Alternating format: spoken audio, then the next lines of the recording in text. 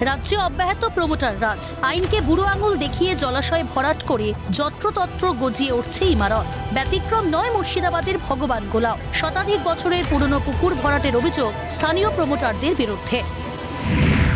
অভিযোগ, রাতের অন্ধকারে মাটি ফেলে ভরাট হচ্ছে পুকুর। বারবার বারণ করা সত্ত্বেও কর্ণপাত করছে না। বাধা দিতে গেলেই দেখতে হচ্ছে তাদের রক্তচক্ষু। আজকে মাটি ফেলছিল, এর আগে মাটি ফেলার জন্য মানা করেছি, মানা শোনেনি। আজকেও আবার রাতারাতি মাটি ফেলেছে, রাতারাতি মিস্ত্রি লাগিয়ে আবার মাটি বহা করেছে। আমরা মানা করতে এসেছি, আমাদের সাথে আবার অত্যাচার লাগিয়েছে, মানে যা না তাই করে কথা শোনায়।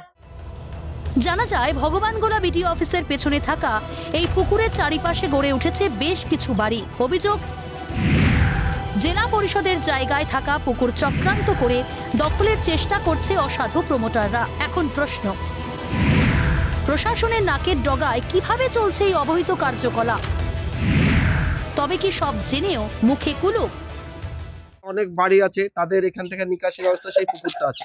এই পুকুরটা জেলা পরিষদের কিছুটা জায়গা আছে, অনেকটাই জায়গা আছে জেলা পরিষদে। সেইটাকেও এই প্রমোটাররা একটা চক্রান্ত করে সেই জায়গাটা দখল করার চেষ্টা করে ভরাট করে তারা দখলে নেওয়ার চেষ্টা করছে। বিডিও অফিসের পেছনে কিভাবে করতে পারে? তাই এটাই বিডিও সাহেবের কাছে আমরা যাব, বলবো, দেখি কি করা যায়। খবর পেয়ে ঘটনাস্থলে পৌঁছয় ভগবানগোলা থানার পুলিশ। এভাবে জলাভূমি ভরাটের ফলে ক্ষতি হচ্ছে বাস্তুতন্ত্রের, প্রকৃতি হারাচ্ছে ভারসাম্য।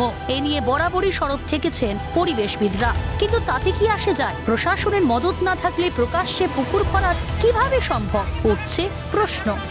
মইনুল ইসলামের রিপোর্ট, ক্যালকাটা নিউজ।